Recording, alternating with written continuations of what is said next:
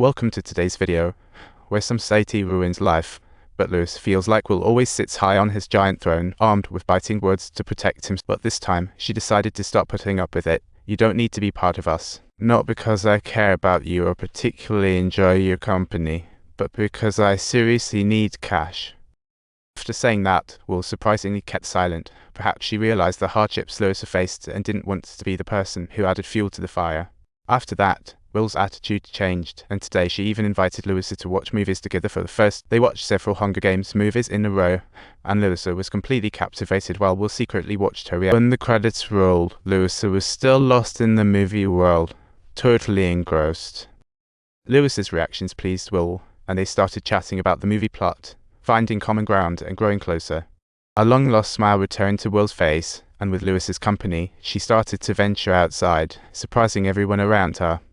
Even the doctor said he hadn't seen her this happy in ages. Louisa felt accomplished, but just when she was full of confidence. Will came down with a fever, which was fairly common, but Louisa accidentally noticed the scars on Will's wrist. She couldn't fathom that the seemingly cheerful Will had attempted suicide multiple times in secret. That night, Louisa didn't clock out on time, but volunteered to stay with Will. With nothing to do, she opened the photo album on her computer. Once upon a time, Will was sunny and healthy, excelling in every sport, with a bunch of friends around him, like a character straight out of a feel-good movie. But now he had become this way, and Louisa really wanted to know what had happened, but thought it might be offensive to ask. Luckily, Will didn't hold it against her. She replied it was due to a traffic accident. Louisa was baffled. How could a motorcycle do this? Will's head could barely move, yet seeing Will so serious, Louisa finally believed this absurd explanation was true, scared her words might trigger Will's resentment again. Louisa wanted to leave quietly, but Will called her back, as loneliness was what she feared the most. Tell me something good. So that night, Louisa shared stories of her childhood. She sang a Harry Styles song for Will and shared her regrets, particularly about those yellow tights. The bright yellow outfit, the black and yellow tire, oh my god. I really love wearing white. Why wear those pretty clothes and white outfits? I didn't care what they thought. My heart broke. They don't wear those clothes now. Anyway, they're not little girls. The cold wind raged outside. With Louisa by his side, Will slept peacefully, their bond deepened fast. She had been admitted to a prestigious school. Her major was her favorite, fashion, but when Will asked why she didn't go, Louisa avoided the question. You need a bath. If your hair was a bit longer, we could prepare some food. Will noticed she was dodging the subject, so she didn't press further. All right, I like you. And then Louisa shaved Will's beard.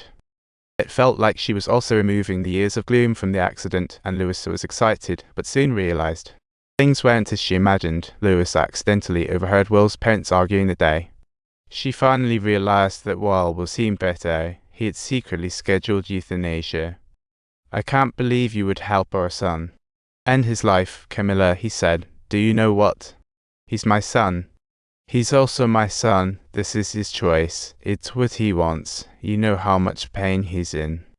He promised his parents he'd lie for another 6 months. After that, if he still felt the same, he would unhesitatingly go to another world.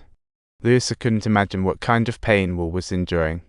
But in any case, she couldn't continue working, just watching Will die helplessly. Her sister, upon learning the situation, told her, Louisa, you can't leave him. Look, if this is really what he wants, then make the most of his remaining time. Make it special. Make it wildly memorable.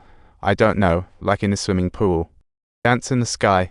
Cool dance moves. City boys always love to dance. Make it visual.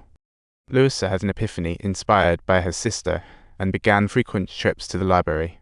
Browse websites, pick suitable spots/activities for Will, list them.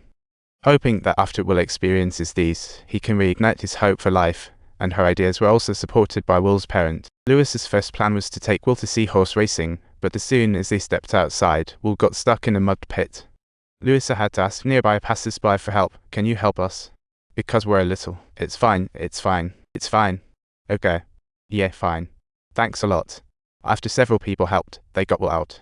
Though she hated feeling helpless, they'd come. They went to the racetrack. Unimpressed, Louisa confidently bet on horse 3.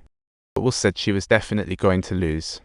Louisa wouldn't hear of it. When the race started, she eagerly looked at horse number 3, only to see the others already sprinting while hers leisurely trotted along. Feeling disappointed, Louisa silently fumed. Will was really a great prognosticator and also ripped up the ticket. They came to the restaurant, but realized it was only open for members. Louisa rushed to the front to argue with the receptionist, but Will clearly didn't want to be the center of attention. Louisa, let's go. Louisa didn't realize Will was already sitting on needles, still trying to haggle with the receptionist until the doctor reminded her